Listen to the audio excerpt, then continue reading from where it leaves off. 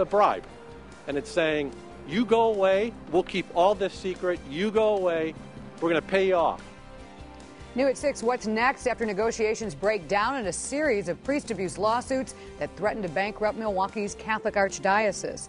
Good evening, I'm Kathy Michaelby. Terry is off tonight. The Archdiocese offered the victims millions, but the victims say what they want most is full disclosure. New at 6, 12 News' Colleen Henry joins us. And Colleen, the victims want the release of all the Archdiocese's records relating to priest abuse. Yeah, Kathy, Archdiocese says it's released all relevant records. The plaintiffs say that's not enough. And today, one of the Archdiocese's highest-ranking officials broke ranks to support the victims.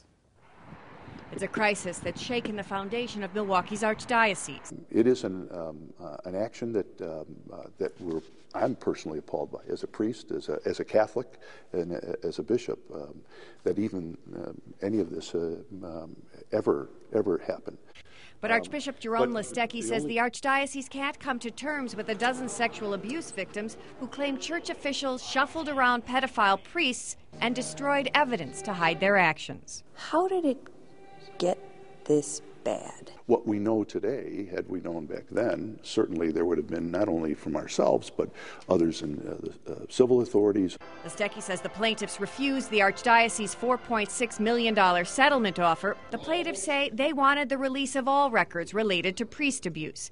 The Archbishop says the Archdiocese has already released all relevant records. Those are the records that we think are those which are pertinent to basically the cases and protecting children, because really, isn't it? It's all about protecting children and creating a safe environment. This afternoon, the Archdiocese's own Vice Chancellor joined survivors to ask the Archbishop to release all records. How much worse can the actual truth be compared to what our imaginations are bringing us to think to this point? Father James Connell called on the Archbishop and the plaintiffs to return to the bargaining table. I'm convinced that it is only from truth that justice can come about, and that as a result of that, then there can be healing. Listecki says he'll go back to the Archdiocese committees to look at their options, including allowing the lawsuits to proceed. Meanwhile, the lawsuits do continue with depositions of high-ranking church officials in the next couple months. In one court it goes on. Thank